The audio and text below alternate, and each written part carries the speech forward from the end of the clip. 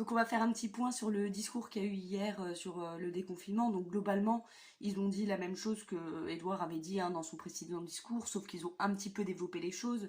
Donc il y a le Premier ministre qui a parlé, ils étaient nombreux, hein.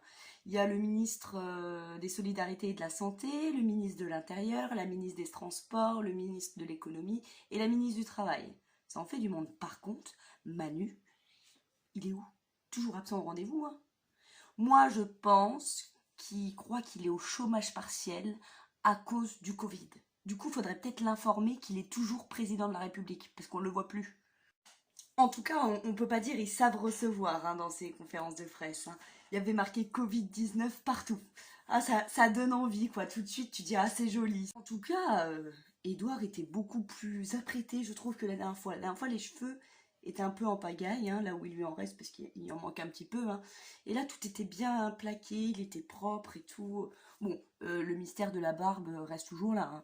Moi, je ne comprends pas, avec son salaire, qu'il ne fasse rien pour sa barbe. Mais bon, c'est une question de goût, c'est une question de goût, les amis. Ensuite, voilà, il commence et il nous explique que le déconfinement, c'est une nouvelle étape et que c'est une bonne nouvelle pour le pays.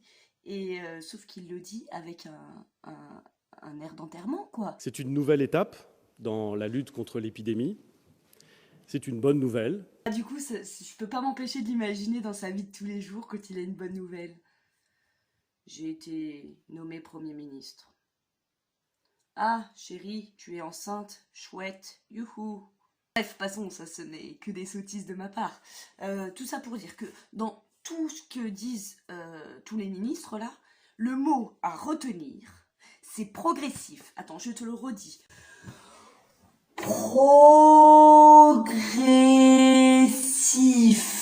Donc voilà, Edouard ensuite, il nous dit que voilà, tout va se jouer dans le respect des précautions et la reprise d'une vie normale. Et donc va falloir faire l'équilibre dans tout ça, voilà. Et vraiment, il appuie là-dessus, hein. C'est l'équilibre le plus important. Ça va ça comme équilibre? Voilà, ensuite il va nous annoncer qu'il y a une bonne et une moins bonne nouvelle. Je vous laisse regarder. Aujourd'hui, une bonne nouvelle et une moins bonne nouvelle. La bonne nouvelle, c'est que nous sommes en mesure de valider le déconfinement sur l'ensemble du territoire métropolitain. La moins bonne nouvelle, c'est que certains départements ont des résultats moins bons qu'espérés. Edouard, ça va pas du tout. Purée, tu me déçois. Mais partout dans la vie quotidienne, dans les films, on commence toujours par la mauvaise nouvelle pour ensuite donner la bonne à la fin. Globalement, tous parlent des gestes barrières, de la distanciation sociale, que les personnes vulnérables doivent faire encore plus attention, qu'ils comptent sur le civisme de chacun. Enfin voilà, un peu tout ça. Ils reprennent tout ça dans leur discours. Ensuite, c'est le ministre de la Santé qui prend la parole. Voilà, il nous explique un peu les différentes cartes. Et voilà, il nous explique que si on est dans les régions rouges, ce n'est pas une punition. Aussi, je le précise bien, si votre département est en rouge, ce n'est ni une punition, ni une mauvaise note. Mais alors pourquoi choisir le rouge? Moi, à chaque fois que j'avais du rouge à l'école, c'est quand c'était pas bien, hein. Et là, tu me dis que c'est pas une punition.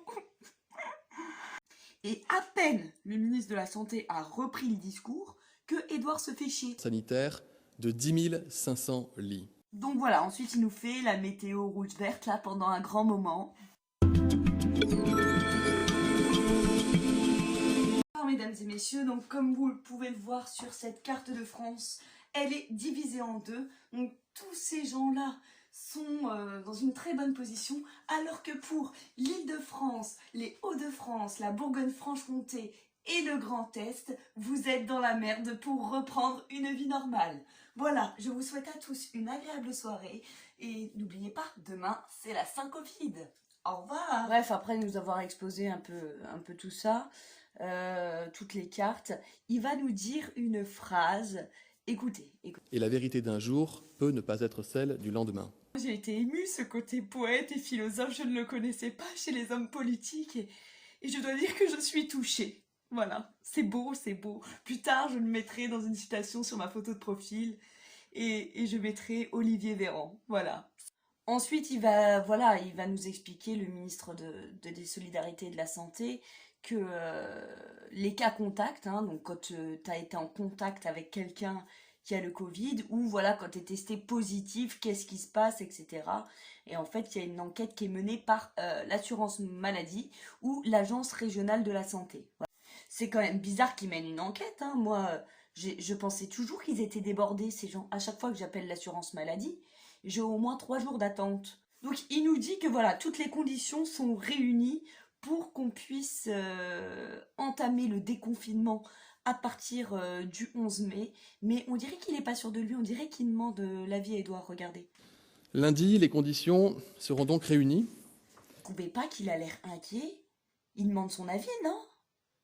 Donc voilà, ensuite il nous dit aussi, il nous rappelle l'importance, et c'est vrai qu'il a raison de le faire parce que certaines personnes se sont oubliées durant cette période, c'est qu'il ne faut pas hésiter à consulter son médecin quand on a d'autres problèmes de santé, que faut pas que consulter en cas de Covid, parce que voilà, il peut avoir une crise sur une crise et que des états de santé peuvent s'aggraver. Donc il incite les gens à retourner vraiment chez leur médecin dès qu'il y a un souci. Bonjour docteur, je viens parce qu'il paraît qu'on peut revenir. J'ai un bobo sur le doigt, est-ce que c'est grave? Après, c'était au tour du ministre de l'Intérieur qui nous a fait une belle leçon de morale. Lui, il avait le rôle du méchant, nous dire qu'on aurait des amendes si on respecte pas les règles, tout ça. Nous dire en fait les mauvaises nouvelles, que par exemple les médiathèques et bibliothèques et petits musées vont ouvrir, mais que par contre les salles de cinéma, les salles de spectacle et les jeux de fête resteront fermés. Ouais, on va aller faire la chouille dans une médiathèque, moi je dis. La ministre des Transports a fait un point global également, donc elle a dit aussi que l'offre des transports allait augmenter progressivement, différemment selon les endroits, et que bien entendu il y aura des gestes barrières, il y aura des précautions mises en place. Le métro à Paris par exemple va être réaménagé. Nous vous rappelons que le métro autorise aujourd'hui une personne par wagon. Bon courage! Globalement, ça va être bizarre. Globalement, on va avoir tout le temps des masques, il faut garder la distanciation sociale, se laver les mains, les gestes barrières. Et le mot d'ordre, progressif. N'oubliez pas. Allez, bref, je vous fais des bisous, cœur, et peut-être que on se verra le 11 mai. Qui sait, Bisous, cœur, au pays des licornes.